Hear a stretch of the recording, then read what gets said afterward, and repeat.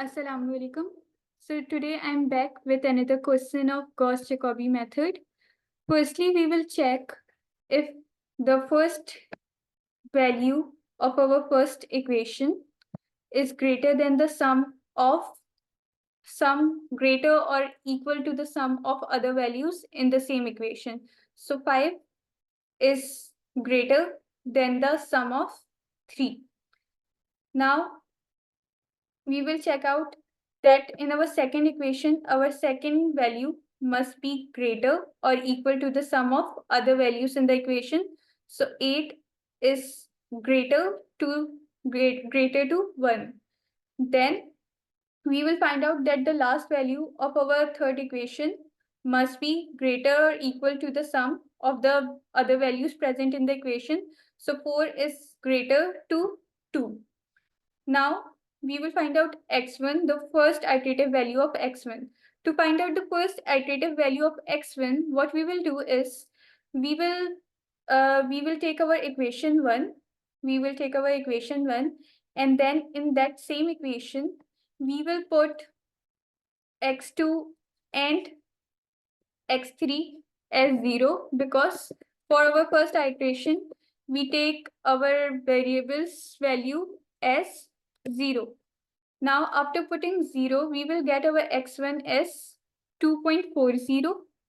2.40. Now, we will be finding the first iterative values of x2 and x3. So, to find out x2, we use second equation. Here, we will put our x1 and x3 as 0. So, here our x1 will come as 0 and x3 will come as 0. So we will get our x2 as minus 3.12. To find out x3, we are going to use third equation. We will put x1 and x2 as 0. 0 here and 0 also in place of our x2. So we are getting our x3 as 1.50. 1.50. We got our x1, x2, x3. We will write it down in our table. Here, x1 was 2.40, x2 was minus 3.12, and x3 was 1.50. 1.50.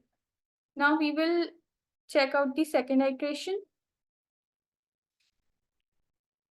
For our second iteration, x1, in x1, we have to put the values of x2 and x3.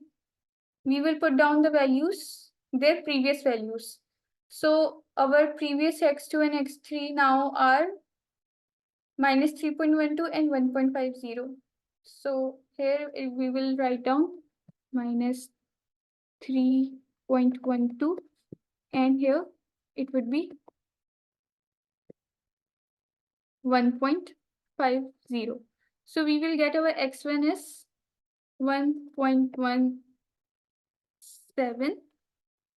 To find out our x2, what we will do is we will write down the previous value of x1, that was 2.40,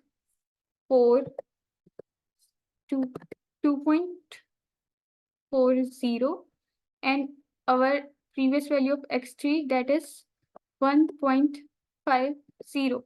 So now our x2 will be minus 3.65, minus 3.65. Finding out the x3, we will put x1's previous value. X1's previous value was 2.40, and x2 previous value was minus 3.12. Now our x3 is 1.68. 1.68.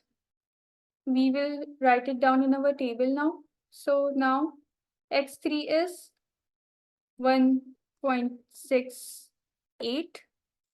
x2 is now minus 3.65, minus 3.65, and x1 is 1.17.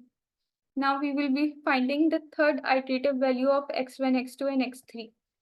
So what we will do is, to find out x1, we will write down the previous values of x2 and x3. The previous values of x2 and x3 are minus 3.65, 1.68. Minus, so here it comes minus 3.65, and here 1.68. 1.68. So now third iterative value of x1 is 0.99. To find out x2, we will put down the previous value of x1 and x3. Previous values of x1 and x3 are 1.17, 1.68. So here comes 1.17, and here comes 1.68. So we will get our x2 as minus 3.14. To find out x3, we will write down the previous values of x1 and x2. So the previous value of x1 is 1.17, and previous value of x2 is minus 3.65. Minus 3.65. So now the third iterative x is 2.11.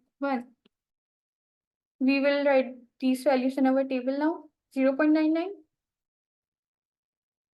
Here comes 0.99. Here comes minus 3.14, and here comes 2. Now we are going to discuss our question in form of a code. So what I have done is I have taken the same values as given in my question. I have first named my class as Gauss-Jacobi method. Then in the main method, I have defined a 2D array, and in 2D array, I have a 3x3 matrix. Then I have made an array constants and have stored the right hand side vectors in this. Then I have made another array initial guess, and in this initial guess, I have stored the initial variables value. Then in the iterations variable, I have stored 3. Then I have passed the method Gauss-Jacobi having arguments coefficients, constant, initial guess, iterations. All these arguments are defined above. Now, in the private method, we have defined n, which is the size of our 2D array. Then in the array current solution, we are storing the values of our initial guess array, and we are also using this clone method, which is used to copy.